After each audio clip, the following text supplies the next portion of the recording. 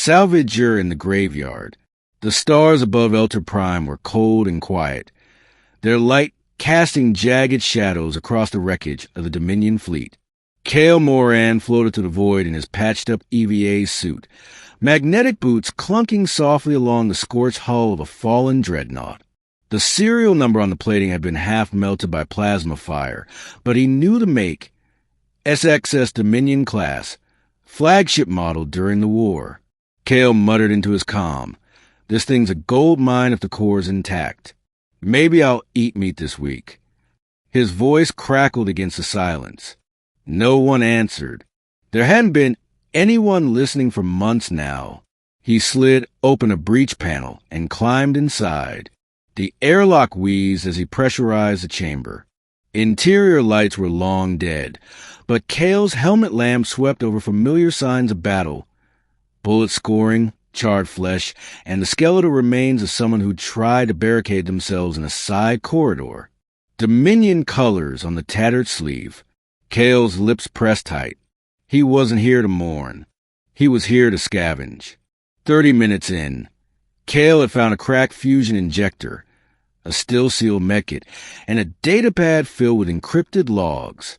Not bad, but not great. He turned a corner toward the ship's internal bay and froze. Something moved.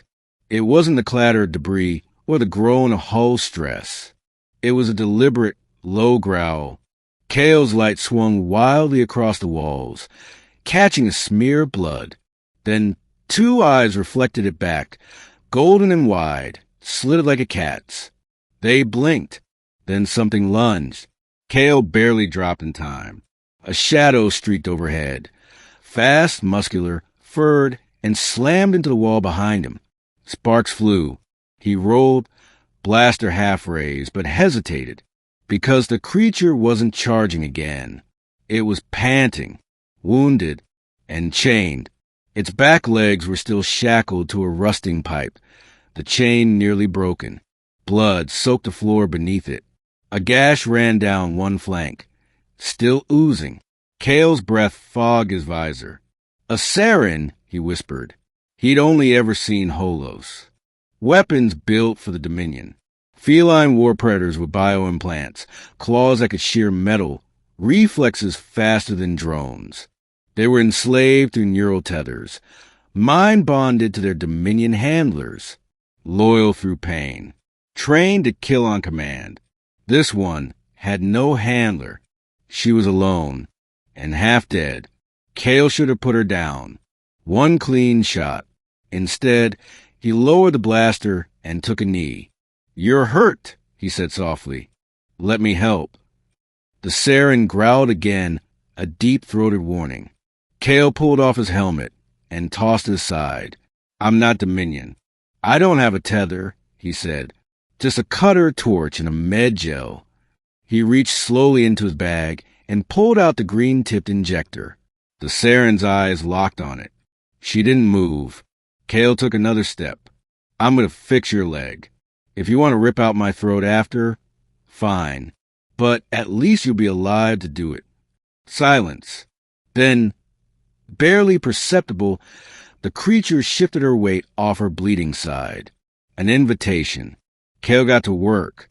He worked in silence, heart pounding, every second expecting claws to close around his neck. But the Sarynn never moved. She just watched, warily, as he sprayed medfoam into the wound and cut through the old Dominion shackles.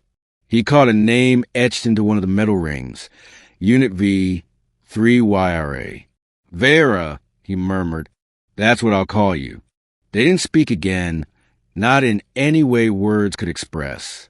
But when Kael stood and offered her the last of his ration bar, the Sarynn took it, and when he turned to leave the dead ship, she followed, back on his junk freighter.